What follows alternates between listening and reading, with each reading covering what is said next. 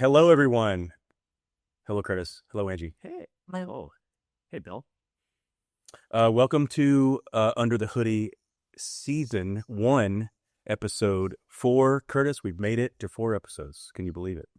No, actually, I thought we'd quit after 2. So, Me and you both. Well, thanks for being here. And thanks for being here, Angie. Angie, our special guest, our very first guest.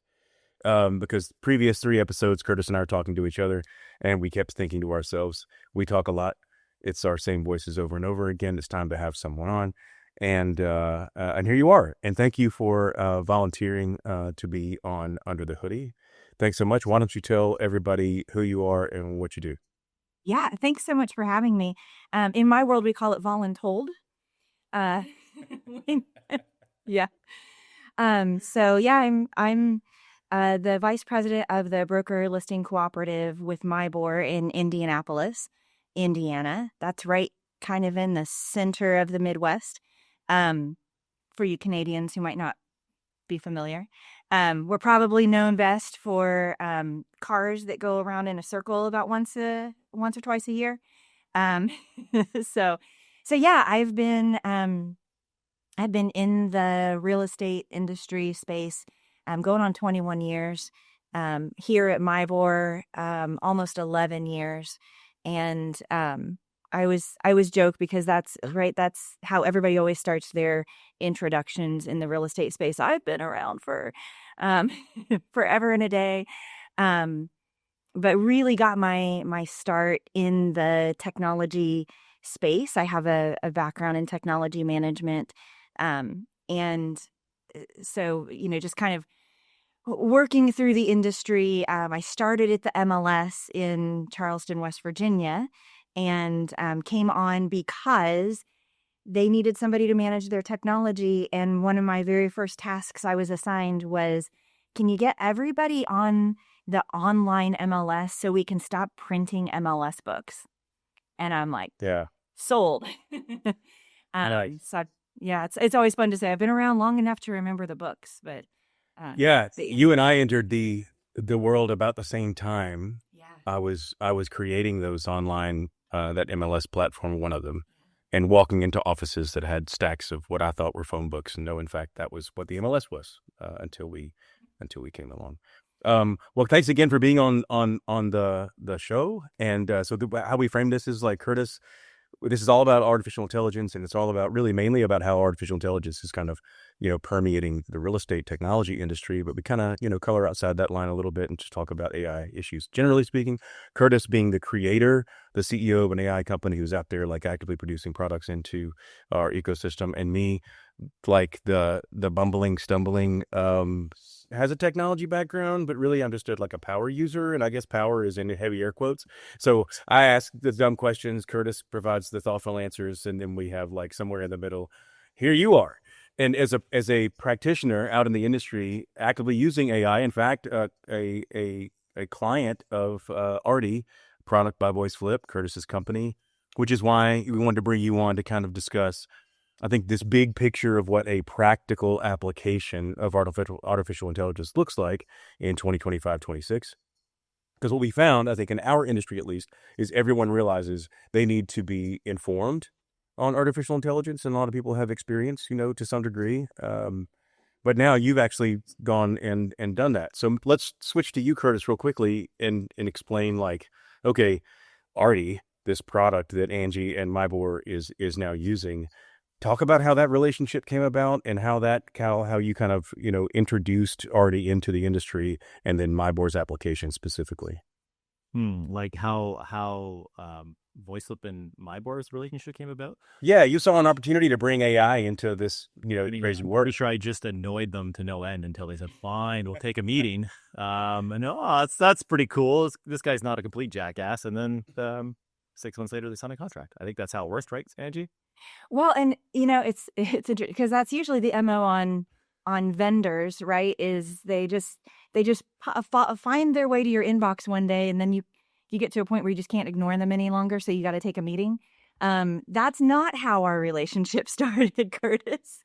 And this is something, Bill, you and I kind of chatted about is as an MLS executive, we get a lot of solicitation, a lot. And so one of the things that I always appreciate when I can get it is tapping into our friends in the industry who have already walked that path. Because we get a lot of solicitation, we see a lot of demos, a lot of sales pitches, and sometimes what you're delivered is not what was sold. It's there, maybe not 100% what you were sold. Sales pitches can be very aspirational. And so it's super helpful to be able to tap into, you like that? It's super helpful to tap into a trusted colleague that can say, I did this already, and here was my experience. It was for good or bad or otherwise, here was my experience. And that's how Kurtis and I met. Was we have a mutual colleague in this space, Jim Yonkel, who is my CEO, Shelly Specchio's close friend, and they onboarded Artie. I think they were one of your first clients. They were a very first client, actually. Yeah, sung your praises, and so Shelly's like, show me this cool thing you're doing. And then, as all good CEOs do, she delegated it my way. And Kurtis and I became fast friends and nerded out together at some conferences and on calls, and then really worked hand in hand to figure out how do we do this most effectively, and really leverage the power of the platform, but also customize it and make it really sing for our user base. So that's sort of a little bit of our starting journey. I like that story better. Just annoyed me call it came in. But when you see, I think at the time where you were looking at Artie, and I had been working in consulting and have been seeing a lot of young prop tech companies who had AI as part of their sales pitch, and I think aspirational is a very diplomatic way to put some of those efforts. Everybody suddenly is an AI company. And then you see, hey, we should probably be looking at what those opportunities look like. There were some early, interesting candidates for what would be considered true artificial intelligence within our ecosystem. Kurtis comes along, you see this demo, it seems to make sense for you, but why specifically this application of artificial intelligence? So I'm in the problem-solving business, right? So we're an MLS. We don't call ourselves an MLS. We call ourselves a BLC, but operationally, that's what we do.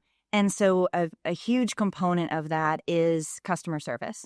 And with realtors and in the MLS space, we're answering a lot of the same questions in slightly different ways all day, every day.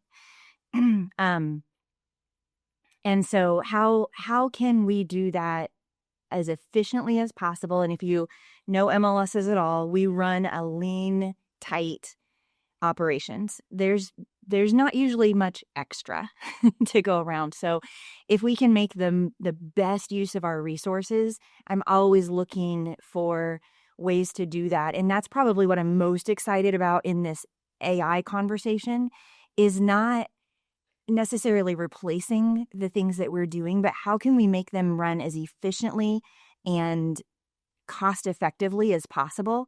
And I just see a lot of opportunity with AI opening those doors. We had some staff who were a bit nervous when we brought Artie on, because this is a customer service tool, and we have conversations in our staff all the time that we are all customer service to some extent.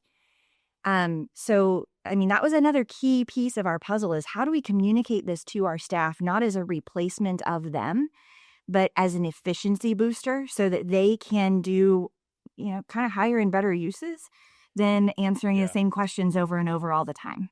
Yep, that was my follow-up here, is because it's something that Kurtis and I in previous episodes have talked about. And if there's a baseline like theme for our conversations is, man, I'm really excited about this. In the same breath, man, I'm really terrified about this. And I think that covers the landscape that we're living in right now. And so to that point, because associations and MLSs are really leaning into what their core values are. And when you strip away everything else, it really is the human to human contact. However, like you just said, if you can bring in some product that's going to pad or even supplement that value prop, I think like what Kurtis does pretty well. But the initial conversation did not go that way. And so when you walk AI into the door, just like if you do in any other aspect of our lives, the first thing is this like quiet hesitance and maybe even a little bit of panic. So Kurtis, can you describe that early like demo environment, and how do you answer the question of when you have a room full of people on a Zoom call and half of them think they're about to get replaced? Yeah, I mean, it's very simple. You ask them, what are the projects you want to get done? Like, everyone has other things, big projects they want to do, something that they have to get done to improve their association or MLS, whatever it is, or other organization. And doing pointless, busy shit gets in the way of that, right? Answering the same question 9 times a day, if that takes 90 minutes of your day, a couple hours of your day, that's going to get away. That's going to get in the way. But even just from like minor interruptions, and people I think understand that, right? It's honestly a very easy sell once they understand that they're not going to be replaced. You have to tell staff right off the bat, hey, you're not going to be replaced. I think pretty much every meeting where staff is involved, they ask that question. And that's fair. That's not what we're here for. We're here to augment staff. And I think that's what AI does overall, right? It should make everyone's lives better. Hopefully you can work, again, I think we mentioned in the previous episode, Bill, we'll work a 4-day week, I should say, as opposed to a 5-day week, have the same or greater productivity with AI, and serve your customers just as well. Settle for 8 hours a day. Like an actual 8-hour workday would be amazing. Did that message translate to you, Angie, and early, or was it is it an easier sell too?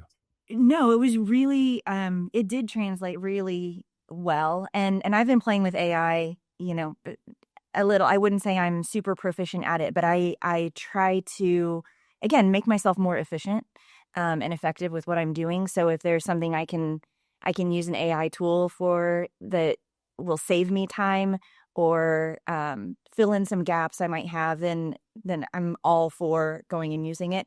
I work for a company that has an IT, a vice president of IT, and so he has to give me permission to put something on my computer. So sometimes I have to go and okay, here's what it is. I promise I'm not going to sign my life away to the robots and do bad things, but I have to go through an approval process to be able to put anything on obviously a work-related machine. So it's good because they keep me cautious, because I tend to be like, "Oh, cool, let me go experiment with that." But yeah, so there definitely was some of that. I think fear. No one said it out loud to me. None of my staff said it out loud to me, but you could see it on their faces. And so that was something we strategized really early on, is this is going to be scary and we need to get in front of it in the first breath. We cannot wait to address that fear, because they won't hear anything you say if you don't address that fear in that first sentence. So the first thing we need to say is, we're bringing on this new tool and it's not going to replace our staff. Here is how it's going to help our staff be more effective, use their time in a much, more, just a much more pleasant way. Nobody likes answering those repetitive things. And so if we can ease that burden off of them and open their eyes to the potential of what they can do with that time that they gain back, everybody wants to, I think, everybody in our staff anyway, wants to do a good job at their job. And so if you give them tools to be better, they're going to tend to lean into it, but we got to prove it. So, I mean, they're not just, as much as I hope my staff trusts me, they're not just going to take my word for it all the time. You got to prove it. You got to be well prepared and be ready for the objections and have the answers. You have to have thought through those objections first, so that you can thoughtfully respond to them and ease that fear. And sorry, you guys have Angie. Sorry, you've been a technology manager for a while, as you mentioned. Do you think that is the same with any technology that's rolled out into an MLS or association, or is AI special in that way where it kind of scares people a little more? Change is hard. I heard such a great quote is that people don't resist change, they resist surprise. And I'm going to take credit for that because I think I'm the first one to say it publicly.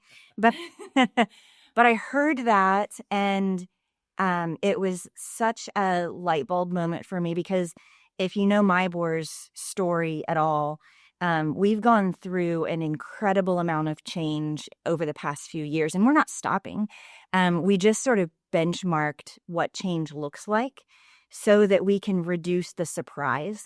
We really want technology change in our marketplace to feel the same way you feel when you get an update alert on your phone, right? So you don't think twice anymore about going, oh, there's a new iOS update, or I'm an Android user, so, oh, there's a new, there's a new operating system update. I wonder what's in it, or I don't care what's in it. I just know I have to follow the process to get this stupid notification off my phone and quit bugging me about it. And follow the process so that it doesn't restart my device at the most inconvenient time possible. And so we've kind of set our eyes on that, as that's how we want our marketplace to respond when they have a new change coming to technology, is depending on what that is. Either they're really excited and want to dig into it and go, oh, there's something new that I can take advantage of, or, oh, there's an update to something I'm used to and it's no big deal.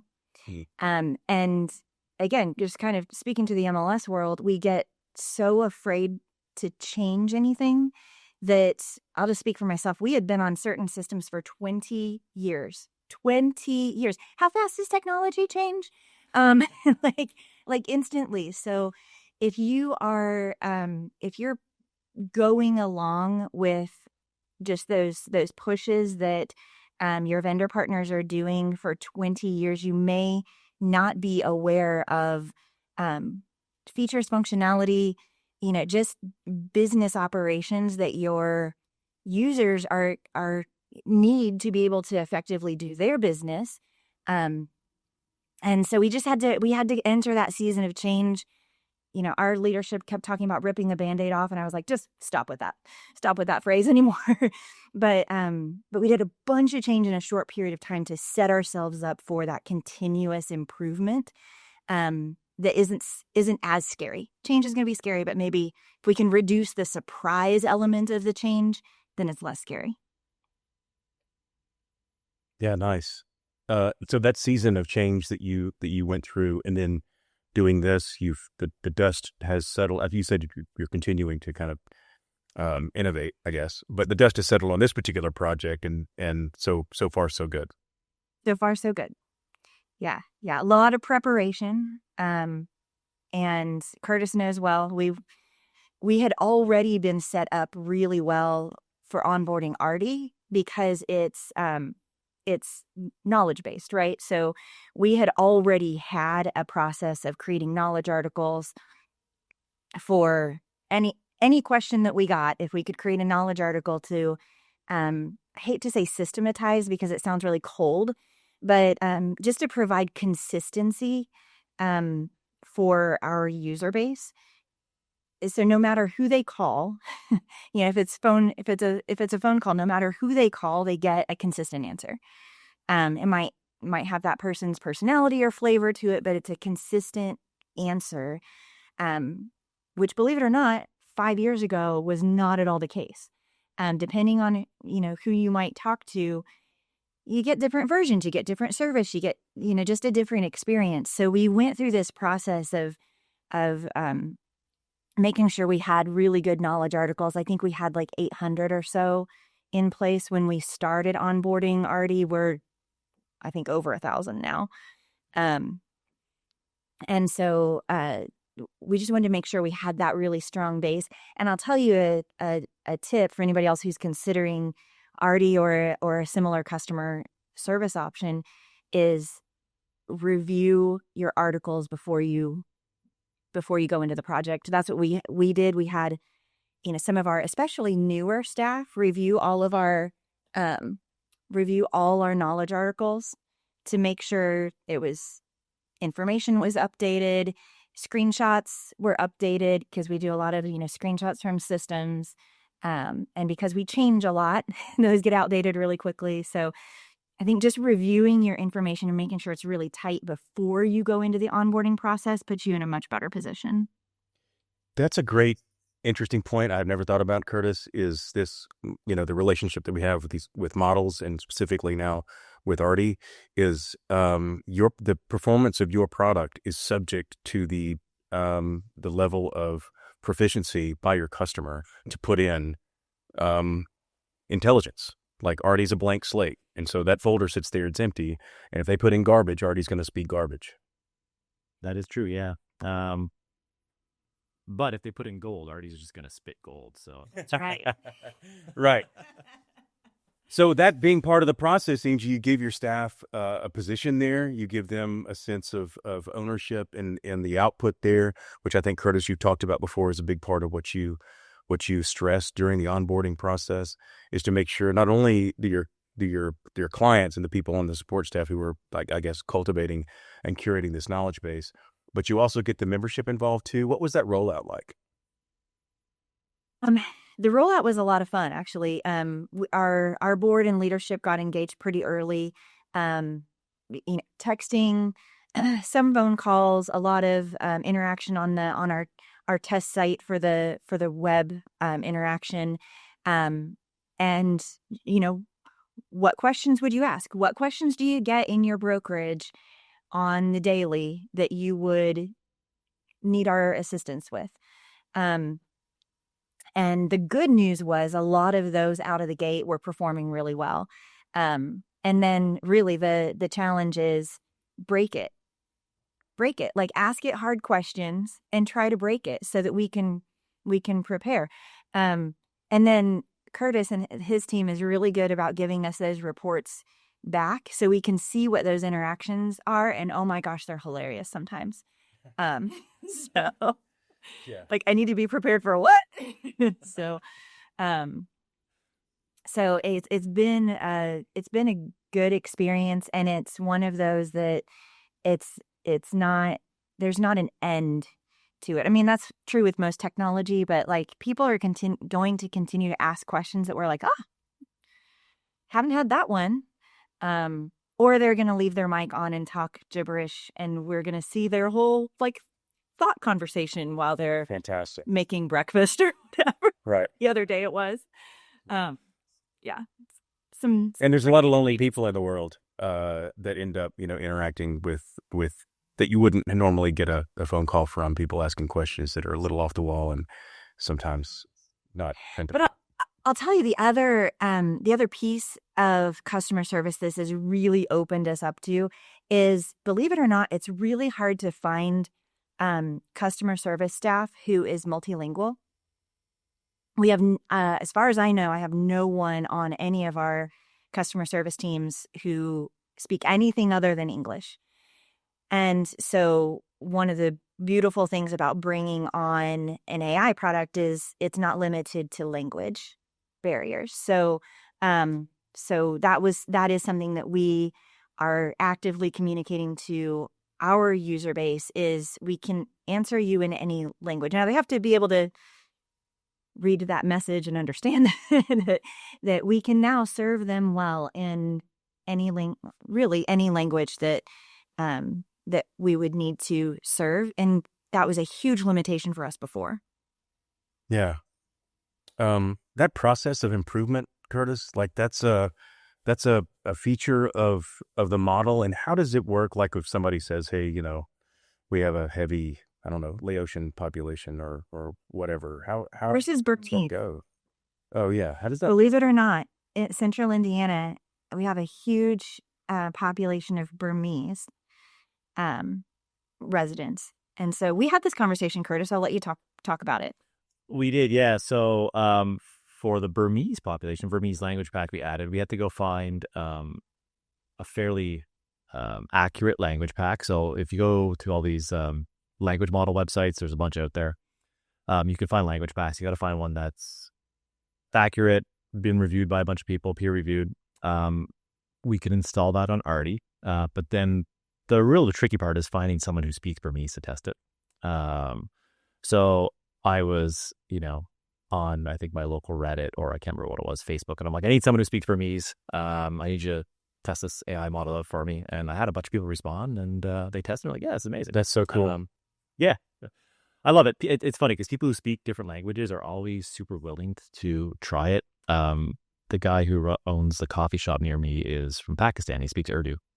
So when we first installed Urdu on Artie, I went in, ordered a coffee one day. I'm like, man, I know you're from Pakistan. Do you speak Urdu? And he's like, yeah. And I'm like, can you just talk to my phone for me and see if it responds proper? Yeah. And he's like, yeah, all right. And every time I went after that for a couple months straight, he just kept like, hey, man, can I test it out again? Can I try this and this and this? I thought of something new I want to try. It had always worked really well. And when it broke, he would tell me, and, we improved it. And it was just, people are, they're so excited that something speaks their language. If they're not from North America, or they speak a different language than English, that they're so willing to help. And, that was always going to be our biggest struggle, to find people, but everyone's super willing to help when you finally explain it. That's really cool. Yeah. And so the customization opportunities for these models is really astonishing. And especially Artie has this voice component. So you can pick up the phone and you can call MIBOR and you can speak to someone. Was there an Indiana voice? How did that go? Like, who did you pick to do that? Yeah, totally. So the first voice we had, I made Kurtis change it. I asked very nicely for Kurtis to change it. She came off a little. I have a 19-year-old daughter. She's my middle child, but the original Artie voice was giving me a little bit of like sassy teenage girl. Which you have enough of anyway. She didn't need it. It pissed our members off so bad. And that's awesome. She's like, I can't believe you're calling me. Whatever. Like, oh yeah, that's awesome. Go over well. So Kurtis and I jumped on a call. I mean, he was super responsive. He was like, yeah, let's pick another voice. Jump on. And so we picked another voice. I think her name's Katie, but it's spelled weird because, of course. But she's lovely. But I mean, okay, I know Indiana probably has a dialect. I can't hear it. My husband's from West Virginia, so he definitely teases me about the way I say certain things, but it goes both ways. And I know I've heard your Texas customer service voice for Artie. It's fantastic. He's very cowboy sounding Texan. So that was actually a really fun project, jumping on and just going through the different voice options and going, oh, can't stand that one. Okay, that's a possibility. Right. Yeah. Well, Kurtis and I first met about a year ago, and I was super impressed with the way he was handling this practical application of putting AI into our industry, which is so human focused. I mean, even, the agent-client relationship being so sacred of a personal relationship, that you have with your agent, the agents and the brokers. And there's this like human connectivity that permeates our entire vertical. And so inserting artificial intelligence, especially something as important and sacred to an MLS and an association as this, conversation that goes on with your member, like the way that was handled, including the customizing of the voices, the bringing in of new languages, and making sure that everybody on staff is comfortable with this transition, how it's going to work, was really, really impressive to me, because I think our collective fear as an industry was, at some point we're going to have this plastic wrapper around everything we do, and it's going to break everything. And so it sounds like your experience has been something a little bit different than that. It has, and it is super important. And I think our approach has always been, and we actually write this into our new onboarding vendor contracts, is that MIBOR is our members' first point of support. Even when we have vendors who are like, oh no, we have this amazing support available to all your members, we're like, nope, cut that. We want that gone out of our contract, because it's our relationship. We're the ones who are walking up to the front desk when somebody comes in and says, hey, I need help. I can't figure this out. Or, I'm going to an event tonight where I'm going to be with, 50 or 80 of our members. They get to, even in a market our size, they get to know us, and they get to, they interact with us in a very specific way. And we want to make sure that we are controlling is the wrong word, but that we're responsible for that relationship. And so this was a super important aspect of that, is making sure, and it sounds silly, but making sure that Artie sounds right. Right. And for sure, making sure that our, that all of our information that we're feeding into Artie to train the model is as accurate as we can make it. And then that we're providing the context as well. So, because a lot can get lost in translation if they ask a question about one product and that gives them an answer about a different one because it didn't have the context right. So those are some things we've been learning along the way is, we don't want to give up that relationship that we have with our members and our subscribers on the customer service aspect, but we want to be able to meet whoever is engaging with us in the way that they want to engage with us. So we're not, and that, I think that is an important aspect of that. Artie's not replacing our staff, because we still have plenty of members and subscribers who want to call and talk to Ben, right? Or we have a lot of people who want to email and just get a ticket responded to. But then now we open up, if you want to chat to us, if you're calling after hours and we are not staffed, you can still get an answer without us having to staff 24/7, because that's just not practical for an organization like ours. And so that, I think, is what it's opened us up to is, and we're seeing a ton of activity on the online chat. And it's so interesting to me to get these reports back. So many people saying, what can I do with you? How can I use you? How are you here to help me? And so that interaction, I think, is super important, because those are not calls. Those are not tickets that we would have received before. It is somebody seeing the Artie Owl on the corner of their screen and going, what does this do? What can you do for me? How can you help me? How can you make my life better without me? This would be me. Without me having to call and talk to somebody. Right. Because I just flipped my phone over because somebody was trying to call me. Right. Like, no. Man, that's awesome. I haven't thought about that last part, Kurtis. Just an open-ended question, nothing specific, just saying, how can you make my life better? That's a pretty good question. That's good, yeah. Yeah. What did I miss, Kurtis? Angie, you're awesome. Like, this was easily the best episode ever, because it's not just me and Kurtis looking at each other for 30 minutes. So what did I miss? Let's talk general AI. Come on. Yeah. We talked a lot of keys. Let's talk general. I don't want this to be an Artie episode. Okay. But I will kick us off, because I didn't tell you this, Angie, or maybe I did. But Kurtis and I have a recurring segment, I guess we call it, like, what is freaking us out right now, and what are we super excited about? I studied ahead. It's okay. Okay, great, fantastic. All right, I'm gonna give you a scenario. In this scenario, I wouldn't say freaks me out. I would just say I'm still frustrated by this aspect of my AI life. But in meetings like that I have all day long, like we all have, I have like a note taker, right? And then I have a relationship with a model that I put a lot of my thoughts in, and we have these conversations about my work. And then I have a notes section in Google Docs. So I went to ChatGPT and I'm like, hey, I want to combine all this stuff into like one place. I hate having 50 different, tabs open to do all my stuff. And he was like, we have this relationship where he's a he. And he's like, I got you covered. Here's what you need to do. He was like, I can do all this. He said, I can do all this, meaning him. And he said, here's step by step. And he gave me my existing workflow.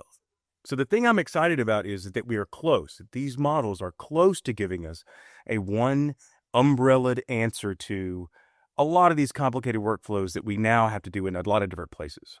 But we're very close, I think, to having an AI plug into our inbox that goes to a note taker, that goes to a notes application, that all sits under one login or one user interface.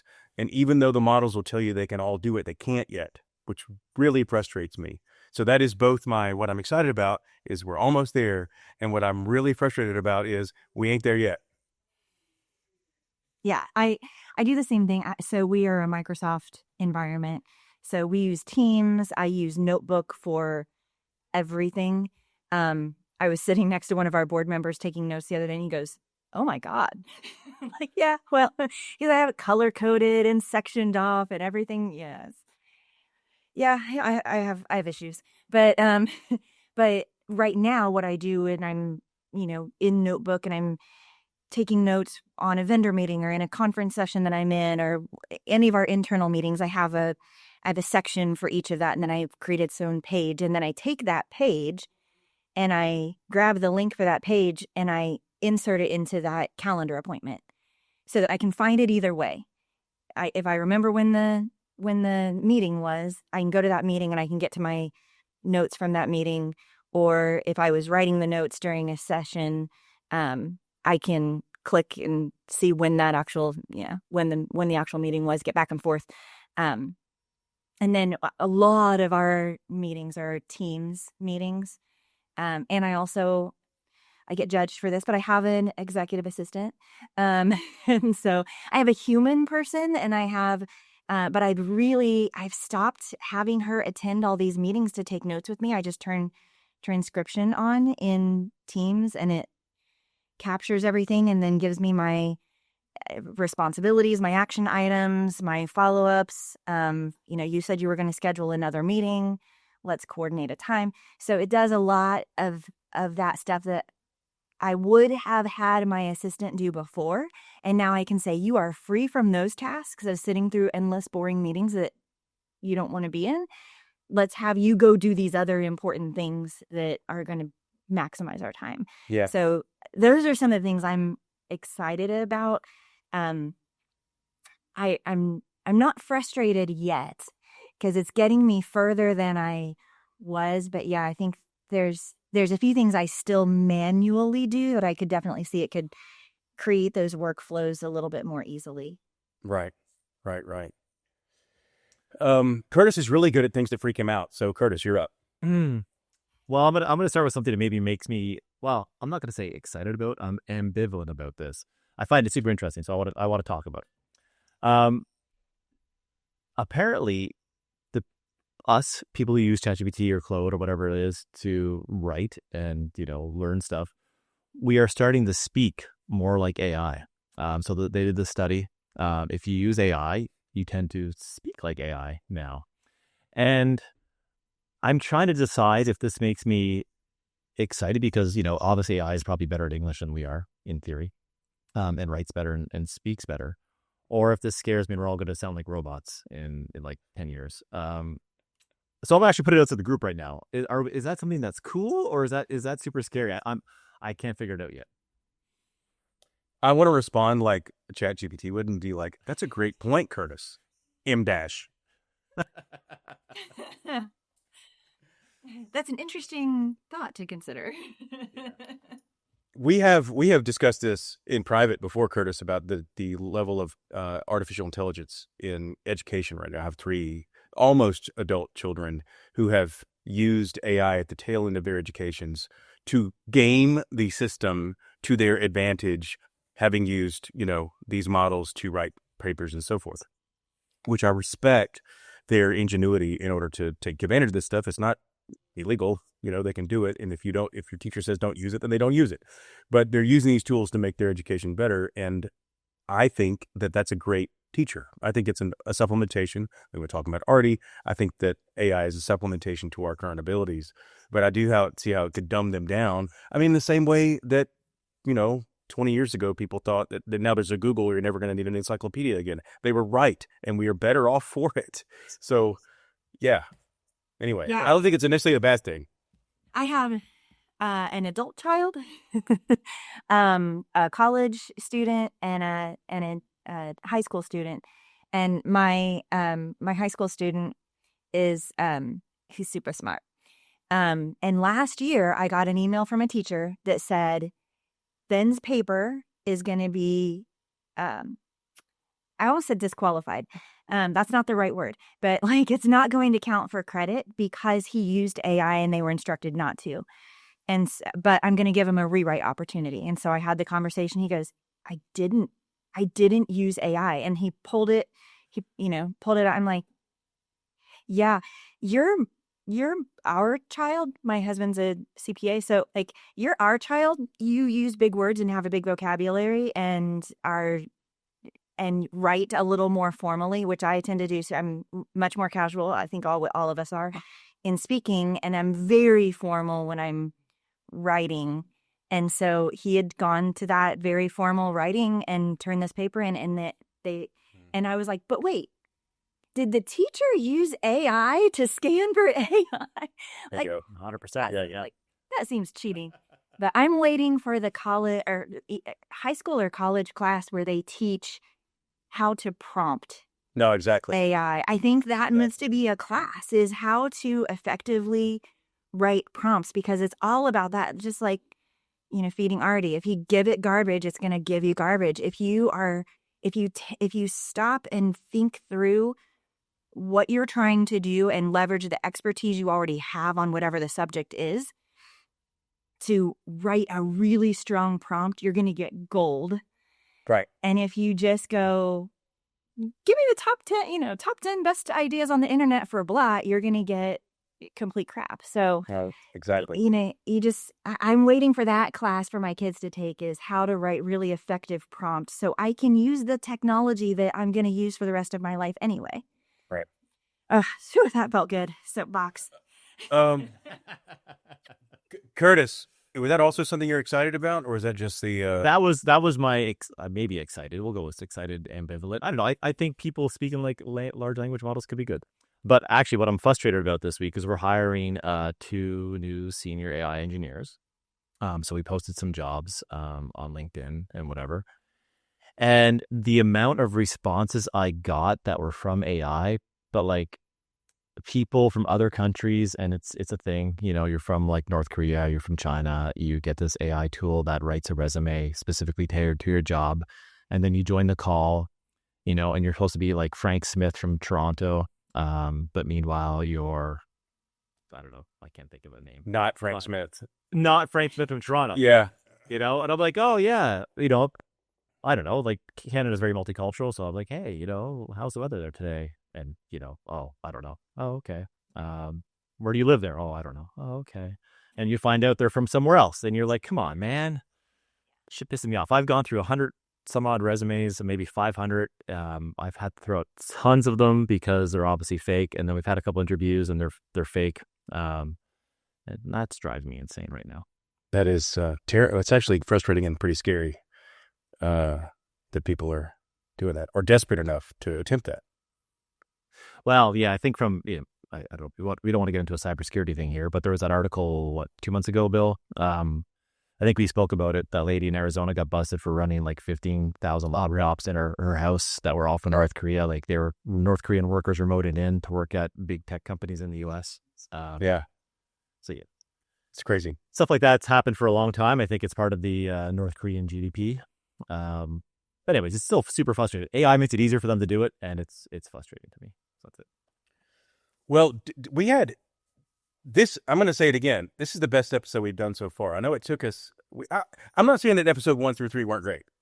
But this one has been okay. This is spectacular. We have just raised the bar, and I think the obviously there's only one thing, the variable here, which is different than what we've done so far, is Angie. And Angie, thank you like a ton for your time. Thank you for being voluntold to be here. Yeah, that's right. Yeah. No, this has been super fun. I love geeking out and talking about technology anyway. Usually when Kurtis and I see each other, there's a beverage in hand. Actually, Bill, when we see each other, there's usually a beverage in hand and lots of people wandering through a lobby bar. Or yes. Something that AI cannot replace. Something. The social lubrication that takes place in our industry is unbeatable. And we'll be I don't know when this is going to actually come out, probably pretty soon, but we'll be at CMLS and in the International MLS Forum. I assume you're going to be there as well. Yeah. Thanks a bunch for being here again. Kurtis, as always, thank you. Thanks for VoiceFlip for sponsoring this thing. see you all in Toronto. Yeah. You Thanks, see Angie. at the All right. castle. I think, yes. Bye, y'all. Thank you. Bye. Thanks.